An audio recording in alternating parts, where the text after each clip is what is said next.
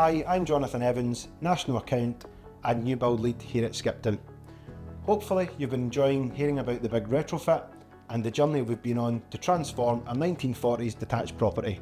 We've chatted what we did over the past 12-week period, but we also wanted to share some thoughts on why we believe the Big Retrofit is so important and the lessons we've learned.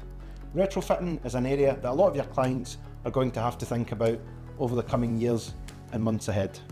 According to recent research by KPMG, 49% of UK adults looking to move would prefer a low carbon home with green technology solutions. 63% of UK households believe they need to reduce emissions from their home.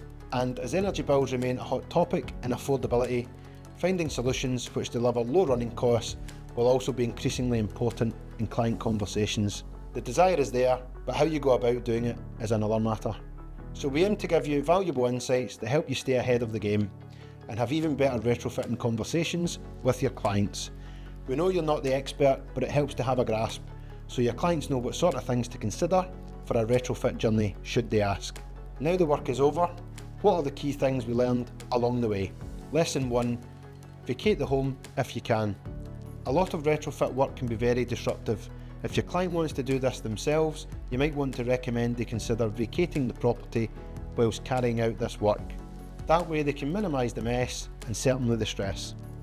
Lesson 2, check with your lender before doing the work. It really depends on the type of work, but as an example, we added cavity wall insulation to keep the heat generated within the property. It could be good to warn your clients that some lenders might be reluctant to lend on cavity wall insulation in certain circumstances. For example, if it's a timber or metal frame building, the cavity wall between the frame and the classing was filled after the initial construction. Other insulation types such as spray foam loft insulation are generally declined by lenders too. We avoided using this ourselves. Lesson 3, prepare for the unexpected. Like any major property renovation, we unearthed a few surprises when we started to retrofit our home.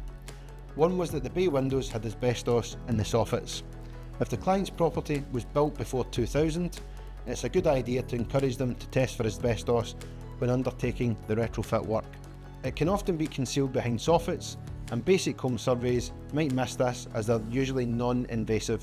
That said, home buying reports will often advise of the potential risks within the property. Lesson 4, document the handover and ask lots of questions. After 12 weeks of transforming the property, we had the handover from our experts, which included training on how to use the new initiatives like the heat pump. We would absolutely recommend your clients do the same. It's really important that they ask for all the appropriate certification and warranty documentation and feel informed about how to use their kit. Like boilers, heat pumps and solar panels should be subject to annual services, so your client should check what aftercare arrangements will be in place after handover. We also made sure to share contact details should we need to get in touch with them down the line.